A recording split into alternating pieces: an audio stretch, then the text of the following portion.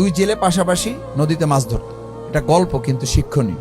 তো একজন মাছ ধরে যতটুকু পায় নিয়ে বাসায় চলে যায়, আর একজন ঘন্টার পর ঘন্টা মাছ ধরে, কিন্তু ওই ঘন্টার পর ঘন্টা থেকেই ওটুকুই পায়। যে পাওয়ার পরে চলে যায়, ও জিজ্ঞেস করে, ভাই তুমি চলে যাও কেন, তুমি আরো কিছু সময় থাকলে তো আরো বেশি পাও, তো তুমি থাকো। বলছে যে আচ্ছা আমি থাকলাম, তারপরে কি হবে?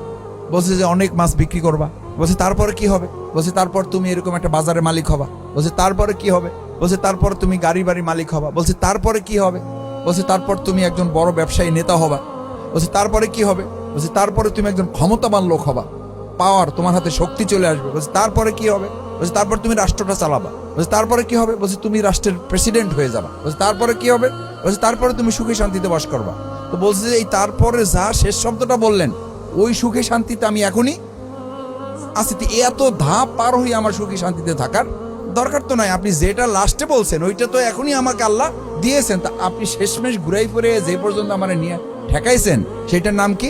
একটু সুখ শান্তিতে থাকতে চাইতে, সেটা তো আমার এখনই আছে। আমাদের ব্যক্তিগতভাবে একটা জিনিস সবসময় ভাবতে হবে, আমি ব্যবসা করি, চাকরি করি, রাজনীতি করি, কোন দল করি, কাকে পছন্দ করি, এই কোনো কিছুতে আমার কোনো কিছু হবে না। আমার মূল কাজ হলো আমি কি আমল করতেছি, আমার কাজটা কি। আমার কাজটা যদি ভালো হয় তাহলে আল্লাহ সুবহানাহু ওয়া তাআলা এই ভালো কাজের বিনিময়ে আমাকে দুনিয়াতেও সম্মানিত করবেন, পরকালেও আমাকে জান্নাতে দিবেন। আমার তো জান্নাত দরকার।